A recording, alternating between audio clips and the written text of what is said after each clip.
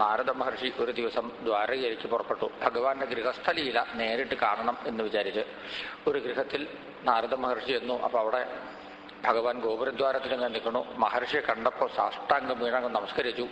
മഹർഷേ വരൂ വരൂ വരൂ വരൂ എന്ന് പറഞ്ഞ് അകത്തേക്ക് കേമായിട്ട് കൂട്ടിക്കൊണ്ടുപോയി നല്ല ഒരു പീഠത്തിലിരുത്തി മഹർഷിയെ ഭംഗിയായിട്ട് പൂജിച്ചു. എന്നിട്ട് പറഞ്ഞു, അങ്ങനെപ്പോലുള്ള സന്യാസിമാരൊക്കെ വരുമ്പോഴാണ് എന്നെപ്പോലുള്ള സാധാരണ ഗൃഹസ്ഥന്മാരുടെ ഗൃഹം പരിശുദ്ധമായി തീരണത്. നന്നായി വന്നത്. പ്രഭോ ഭഗവതേ കരവാമഹേയും, ഞാൻ വല്ലതും അങ്ങയ്ക്ക് വേണ്ടി ചെയ്തു തരേണ്ടതുണ്ടോ?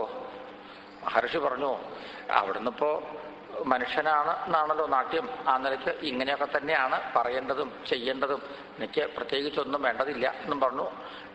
മഹർഷി അവിടുന്ന് പുറപ്പെട്ടു. അടുത്ത ഗൃഹത്തിൽ ചെന്നു. അപ്പോഴും ഉണ്ട് ഭഗവാൻ ഗോപുരദ്വാരത്തിൽ ഇങ്ങനെ നിൽക്കണു. മഹർഷിയെ കണ്ടപ്പോൾ നമസ്കരിച്ചു. അകത്തേക്ക് കൂട്ടിക്കൊണ്ടുപോയി പൂജിച്ചു. എന്നിട്ട് ചോദിച്ചു, ഞാൻ വല്ലതും ചെയ്തു തരേണ്ടതുണ്ടോ എന്ന്. പ്രത്യേകിച്ചൊന്നും വേണ്ടതില്ല എന്ന് പറഞ്ഞു. മഹർഷി പിന്നത്തെ സ്ഥലത്തേക്ക് ചെന്നു. അവിടെ ചെന്നപ്പോഴും ഇതുപോലെ തന്നെ. ഇങ്ങനെ ഏതാനും ഗൃഹത്തിലുണ്ടായി മഹർഷിയെ ഭഗവാൻ പൂജിക്കല്. അത്രയായപ്പോൾ നാരദ മഹർഷിക്ക് തോന്നി, ഇത് കുറച്ച് കടന്ന കൈയല്ലേ, ഭഗവാൻ തന്നെ ഇങ്ങോട്ട് പൂജിക്കേ, താൻ അങ്ങോട്ടല്ലേ പൂജിക്കേണ്ടത്. പിന്നത്തെ ഗൃഹത്തിലെ ഗോപുരദ്വാരത്തിൽ ഭഗവാനെ കണ്ടില്ല. അവൻ നാരദൻ അകത്തേക്ക് അങ്ങോട്ട് കയറി ചെന്നു. ആ മുറ്റത്ത് അങ്ങോട്ട് എത്തിയപ്പോഴുണ്ട് ഭഗവാൻ ഗൃഹത്തിൻ്റെ ഉള്ളിൽ നിന്ന് പുറത്തേക്ക് ധൃതി പിടിച്ച് ഓടി ഇങ്ങോട്ട് വന്നു. എന്നിട്ടൊരു കുശലം ചോദിക്കല്, കഥായാതോ ഭവാൻ, എപ്പോൾ വന്നു?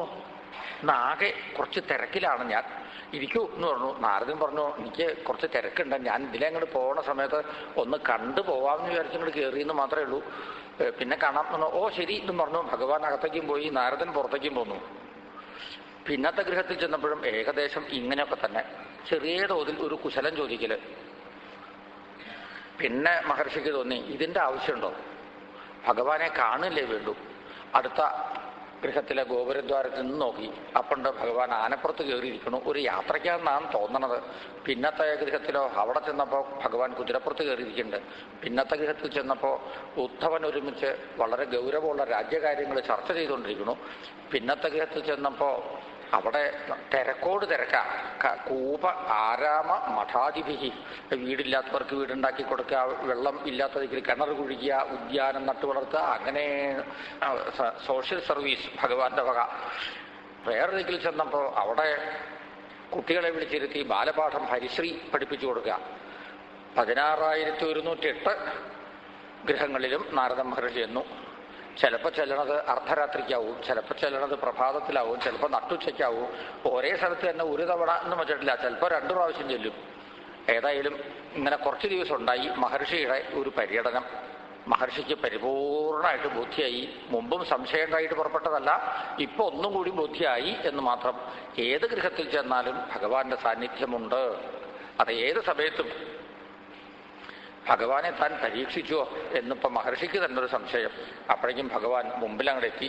മഹർഷി സാഷ്ടാംഗം വീണ നമസ്കരിച്ചു. ഭഗവാൻ പറഞ്ഞു, ബ്രഹ്മൻ ധർമ്മസ്യ വക്താഹം കർത്താതനുമോദിത. ഞാൻ ധർമ്മം പ്രസംഗിക്കാറുണ്ട്, ധർമ്മം മറ്റുള്ളവർക്ക് ഞാൻ ഉപദേശിച്ചു കൊടുക്കാറുണ്ട്, ധർമ്മം അനുഷ്ഠിക്കുന്ന ആളുകളെ ഞാൻ പ്രോത്സാഹിപ്പിക്കാറുണ്ട്, അനുമോദിക്കാറുമുണ്ട്. പോരാ, എൻ്റെ ജീവിതത്തിൽ ഞാൻ ധർമ്മം അനുഷ്ഠിക്കലും പതിവുണ്ട്. ഈ അവസാനം പറഞ്ഞത് വളരെ പ്രധാനപ്പെട്ടതാണല്ലോ. ധർമ്മം പ്രസംഗിക്കണവരും ഉപദേശിക്കണവരും നമ്മുടെ നാട്ടിൽ ഇപ്പോഴും ധാരാളമുണ്ട്. ഈ അവനവൻ്റെ ജീവിതത്തിൽ അനുഷ്ഠിക്കലും മാത്രമേ ഇല്ലായുള്ളൂ. ഇവരൊക്കെ എങ്ങനെയുള്ളവരാ? പരോപദേശേ കുശലാഹ, ബാക്കിയുള്ളവരെ ഉപദേശിക്കാൻ മിടുക്കന്മാരാ എല്ലാവരും. അവനവൻ്റെ ജീവിതത്തിൽ ഇതൊന്നും ബാധകമല്ല. ഭഗവാൻ അങ്ങനെ ആയിരുന്നില്ല എന്നർത്ഥം. എന്ത് ഉപദേശിക്കണോ ആദ്യം അത് അവനവൻ്റെ ജീവിതത്തിൽ അനുഷ്ഠിച്ച് കാട്ടിക്കൊടുക്കണം.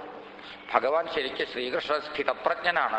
അതുകൊണ്ട് സ്ഥിതപ്രജ്ഞതയുടെ ശാസ്ത്രം അർജുനന് ഉപദേശിക്കാൻ ഭഗവാന് അർഹതയുണ്ടായിരുന്നു.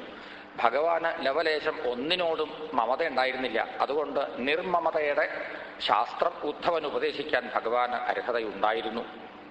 അപ്പൊ എന്തുപദേശിക്കുന്നു അത് അവനവൻ്റെ ജീവിതത്തിൽ അനുഷ്ഠിക്കണം. ഇത് എല്ലാ ആചാര്യന്മാരും ശ്രദ്ധിക്കേണ്ട കാര്യമാണ്. മഹർഷി അപ്പോ ആവശ്യപ്പെട്ടു, എങ്കിൽ അവിടുത്തെ ഗൃഹസ്ഥനായിട്ടുള്ള ഈ ലീല എല്ലായിടത്തും ഞാൻ പാടി നടക്കാം, അവിടുന്ന് അനുവാദം തരുമെങ്കിൽ. ഭഗവാൻ അനുവാദം കൊടുത്തു. നാരദ മഹർഷി ഭഗവാന്റെ ഗൃഹസ്ഥലീല ലോകത്തിൻ്റെ നാനാഭാഗങ്ങളിലും അങ്ങനെ പാടി നടന്നു. അങ്ങനെ ഇരിക്കെ ഒരു ദിവസം ദ്വാരകയിൽ ഒരു സംഭവം നടന്നു. ഉഗ്രസേനൻ രാജാവ് അധ്യക്ഷനായിട്ടിരിക്കുന്നു. യാദവന്മാരെല്ലാം ഇങ്ങനെ സഭ ചേർന്നിരിക്കുന്നു. അവിടേക്ക് ഒരു ദൂതൻ വന്നെത്തി.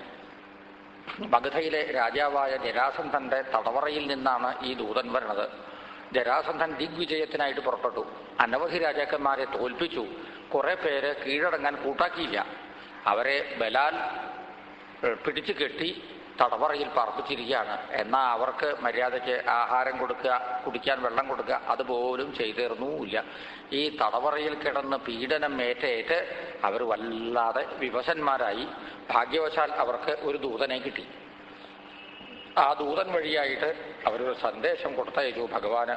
ദൂതൻ യാദവന്മാരുടെ സഭയിൽ വെച്ച് ആ സന്ദേശം ഭഗവാനെ കേൾപ്പിച്ചു. ഉറക്കെ ലോകോ വികർമ്മനിരത. ആ രാജാക്കന്മാര് ഭഗവാനെ സന്ദേശം കേൾപ്പിക്കുകയാണ് ദൂതൻ വഴിയായിട്ട്. ലോകോ വികർമ്മനിരത കുശലേ പ്രമത്ത. ലോകത്തിലുള്ള ആളുകൾ ചെയ്യേണ്ടത് ചെയ്യില്ല, അരുതാത്ത കർമ്മങ്ങൾ ആവർത്തിച്ച് ചെയ്യും. എന്നിട്ടോ ആർക്കും സുഖം കിട്ടാറില്ല, ദുഃഖം ഒഴിവാവാറുമില്ല. ഈ ഞങ്ങളും അരുതാത്ത കർമ്മങ്ങൾ ഇതിനകം പലതും ചെയ്തു കൂടി. അതിൻ്റെ ഫലം ഇപ്പം ഞങ്ങൾ അനുഭവിച്ചുകൊണ്ടിരിക്കുകയാണ്. ജരാസന്ധന്റെ കാരാഗൃഹത്തിൽ കിടന്ന് മർദ്ദനം ഏറ്റേറ്റ് ഞങ്ങൾ വല്ലാത്ത പരവശന്മാരായി കഴിഞ്ഞു. ഇനി ഞങ്ങളെ രക്ഷിക്കാൻ അവിടേക്ക് മാത്രമേ സാധിക്കൂ.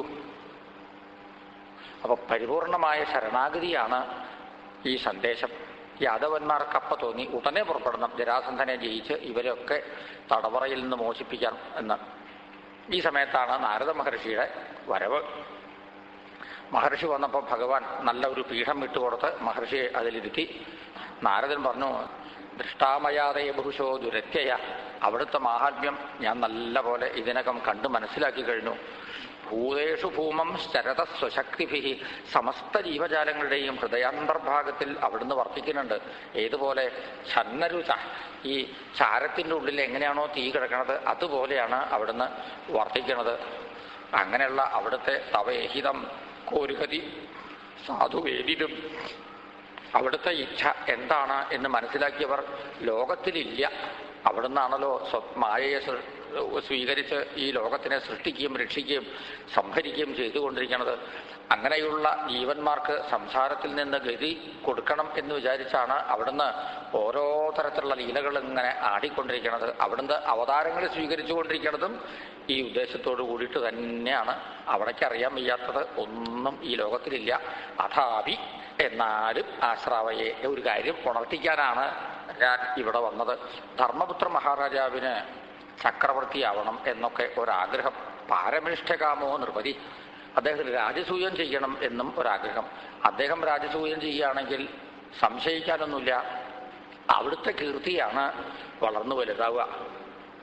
അവിടുത്തെ പാദം കഴുകിച്ചിട്ടുള്ള ജലം സ്വർഗത്തിൽ മന്ദാകിനിയായിട്ടും ഭൂമിയിൽ ഗംഗാനദിയായിട്ടും പാതാളത്തിൽ ഭോഗവതിയായിട്ടും ഒഴുകിക്കൊണ്ടിരിക്കുകയാണ്. ഇനി ഈ രാജസൂയം വഴിയായിട്ട് അവിടുത്തെ കീർത്തി അതും കൂടി ഒന്ന് ലോകത്തിലെല്ലായിടത്തും അറിയപ്പെടണം. ശ്രവണാൽ, കീർത്തനാൽ, ധ്യാനാൽ, അവിടുത്തെ കഥകൾ കേൾക്കുക, അവിടുത്തെ ധ്യാനിക്കുക, ഇതുകളെ കൊണ്ട് ഏതു മനുഷ്യനും പരിശുദ്ധി നേടും എന്നുള്ള കാര്യം തീർച്ചയാണ്. അതുകൊണ്ട് അവർ നേരെ താമസിയാതെ കണ്ട് ധർമ്മപുത്ര മഹാരാജാവിൻ്റെ ആ രാജസൂയയജ്ഞം ഭംഗിയാക്കി തീർക്കാൻ ഇവിടുന്ന് പുറപ്പെടണം. അപ്പൊ സംശയായി, എവിടേക്ക് ആദ്യം പുറപ്പെടേണ്ടത്? ധർമ്മപുത്ര രാജസൂയത്തിൽ പങ്കെടുക്കാൻ പുറപ്പെടണോ, അതോ ഈ ജരാസന്ധനെ ജയിച്ച് തടവറയിൽ കിടക്കുന്ന രാജാക്കന്മാരെ മോചിപ്പിക്കാൻ പുറപ്പെടണോ? ആദ്യ കർത്തവ്യം ഏത്? പ്രധാനമന്ത്രി ഉദ്ധവനാണ്. അദ്ദേഹത്തിനോട് ചോദിച്ചു. ഉദ്ധവൻ പറഞ്ഞു, രാജസൂയത്തിൽ പങ്കെടുക്കാൻ പോവുകയാണ് വേണ്ടത് എന്ന്. കാരണം ഈ രാജസൂയത്തിൻ്റെ ആദ്യത്തെ ചടങ്ങാണ് എതിർത്ത് വരുന്ന ആളുകളെ യുദ്ധത്തിൽ ജയിക്കുക എന്നത്. ജരാസന്ധൻ എതിർത്ത് വരികയാണെങ്കിൽ അപ്പം യുദ്ധം ചെയ്യാം, ജയിക്കാം, തടവറയിൽ കിടക്കുന്നവരെയൊക്കെ മോചിപ്പിക്കുകയും ചെയ്യാം. പക്ഷേ ഒരു കാര്യം, ജരാസന്ധനെ 10,000 ആനയുടെ ശക്തി ഉണ്ട്. അത്രയും ശക്തി ഭീമസേനന് മാത്രമേ ഉള്ളൂ. തുല്യശക്തന്മാരെ ഏറ്റുമുട്ടിയാൽ ആര് ജയിക്കും ആര് തോൽക്കും എന്ന് മുൻകൂട്ടി പറയാൻ പറ്റില്ല. അതുകൊണ്ട് അവിടുത്തെ സാന്നിധ്യം ഉണ്ടാവണം. എന്നാൽ ഭീമസേനന് ജരാസന്ധനെ ജയിക്കാൻ സാധിക്കും. അപ്പോൾ അങ്ങനെ ചെയ്താൽ രാജസൂയത്തിൽ പങ്കെടുക്കലുമായി, തടവറയിൽ കിടക്കുന്നവരെ മോചിപ്പിക്കലുമായി. ഉദ്ധവൻ പറഞ്ഞത് ശരിയാണെന്ന് എല്ലാവർക്കും തോന്നി. ഭഗവാൻ അപ്പം തന്നെ പുറപ്പെടുകയും ചെയ്തു രാജസൂയത്തിന് പങ്കെടുക്കാൻ വേണ്ടിയിട്ട്. ഭഗവാൻ പറഞ്ഞു എല്ലാവരോടുമായിട്ട്, പാണ്ഡവന്മാർ നമ്മുടെ ബന്ധുക്കളാണ്, അവർ തുടങ്ങി വെച്ചിട്ടുള്ള യജ്ഞം ഇടയ്ക്ക് വെച്ച് അലങ്കോലപ്പെട്ടു എന്ന് വന്നാൽ അവർക്ക് മാത്രമല്ല നമുക്കും കൂടി പോരായ്മയുണ്ട്. അതുകൊണ്ട് അവിടെ ചെന്ന് ഓരോന്നിൻ്റെ ചുമതല ഓരോരുത്തർ സ്വയം ഏറ്റെടുക്കുക, എങ്ങനെയൊക്കെ സഹകരിച്ച് ആ യജ്ഞം പരിസമാപിപ്പിക്കാൻ പറ്റുമോ ആ വിധത്തിലൊക്കെ നിങ്ങൾ ചെയ്യണം, ഞാൻ പോണു എന്നും പറഞ്ഞു ഭഗവാൻ അവിടുന്ന് അങ്ങോട്ട് ഇറങ്ങി. പിന്നാലെ പുത്രപൗത്രാദികൾ, അവരുടെ പത്നിമാര്, വലിയൊരു സംഘം ആളുകൾ. ധർമ്മപുത്ര മഹാരാജാവാണെങ്കിൽ ഇങ്ങനെ കാത്തിരിക്കുകയാണ്, കൃഷ്ണൻ വരും വരും വരും എന്ന് വിചാരിച്ച്. അങ്ങനെ കാത്തിരിക്കുന്ന സമയത്ത് അദ്ദേഹം കണ്ടു അകലേന്ന് ഒരു തേരിങ്ങനെ വരണു. ദ്വാരകയിൽ നിന്നുള്ള തേരാണെന്ന് മനസ്സിലായി.